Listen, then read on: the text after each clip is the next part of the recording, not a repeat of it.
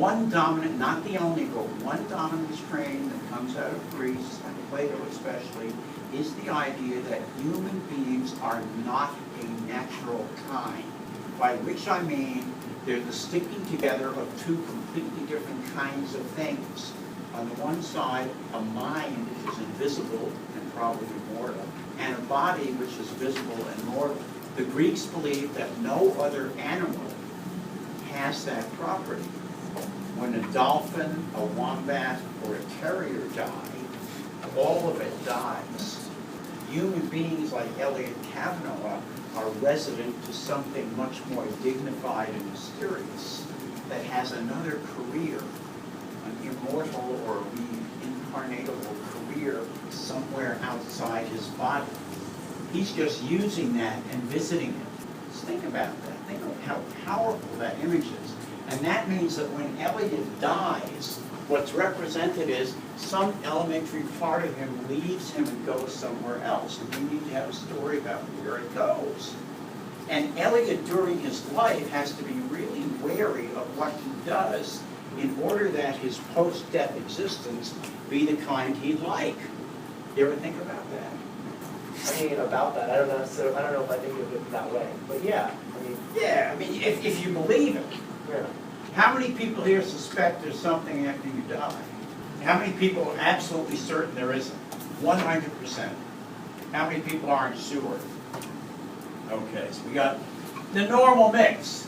You got your hardcore roadkill people. All right? Then you got your hardcore, I believe there's something more people, and you got a bunch of, I don't know. Many people are in Eliot's position, either they don't think about it a lot. It's not something we think a lot about. And if we do, we're not really sure what to think. I mean, I think about it a lot. Oh, maybe not in the way that, you know. It's not in clear-cut categories. Yeah. Yeah. Yeah. It's kind of interesting. I think a lot of the people who claim they don't think there's any afterlife probably also think in many of those same ambiguous, amorphous categories, all right, which I think dominate our culture, much to its benefit. It's not. For sure. I can Okay, attest here's to the that. story. The Greeks look at the body, they also say there's something in there that goes somewhere. Most of them say that. And they have to explain that. And in the ancient world, there's a thing called a shaman, a shapeshifter, a person who can journey from this world to the next and back. This is a guy or a woman who can detach whatever it is that isn't bodily and go wherever it is the things that are not bodily go. Now, we don't mean not bodily at all. The Greeks did not have a conception of purely immaterial soul. It was some kind of attenuated bodiliness, like we would think of a ghost. So they didn't have the notion of pure spirituality. But there were guides who knew how to do this, and there were people who could guide you on this journey. You could do it with them if you went through certain initiation rites called mystery rites. And you could take your, and this is common in Native American belief and many belief systems, the idea of a shamanic journey. And there's even a guy, what's his name, Kingsley, who believes that Greek philosophy begins with this metaphor of the shamanic journey. That the philosopher is the savant, the knowledgeable one, who knows, formulates secret rituals and practices. It's always practices and rituals and words that will liberate you from your body to take journeys.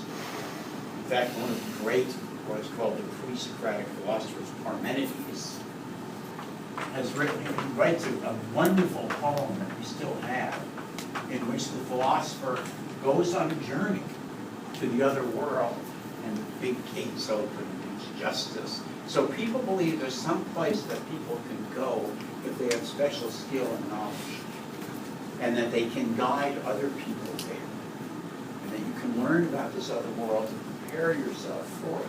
Okay? And that's the shaman. Now, who here feels like they have shamanic powers? Who people here thinks they're the guy who's been to the other world? So you've had experiences like that. Yeah, a lot. Okay. So you could be a shaman. I don't know. Maybe I have done stuff like that. It's not a big cultural category for us. It's on the margins. Mediums and people like that are not looked on with huge favor. But if you could set up as a shaman, Yeah. with a little aromatherapy on the side, maybe some acupuncture, you could get away with it. But it would have to I be think in so, that yeah. register. You couldn't have a PhD in shamanism. You study it, yes, you practice it. Too. Yeah. Anybody else here think they might have what it takes to be a shaman? I think I have what it takes, but I don't really have any interest. You don't want to do it? Yeah, maybe if I get paid a lot.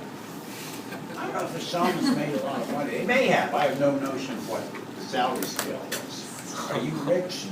No. Might not be the way to Depends on go. the standards. Might not be. It could be that the rock and roll people, they have guys like that have a shamanistic power. If they suggest they've gone to some other world, maybe use a little help, and they're coming back to tell us about it. All right. When you go to a big rock concert, is that kind of an out-of-body experience? Totally. How many people have done that, gone and been caught up in kind of the universal mind, the transcendent? Absolutely. You give up all your normal rules and boundaries and you transform into something else. And then you come back down. That's a pretty typical shamanic experience in the modern world. Anybody here a Pentecostal been touched by the Holy Spirit?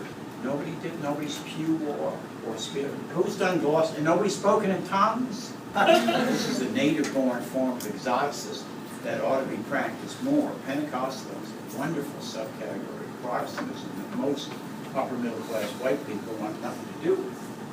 But if you want to see it in action, you go down to Angela's Temple in, where's Echo Park or Silver Lake, near downtown LA.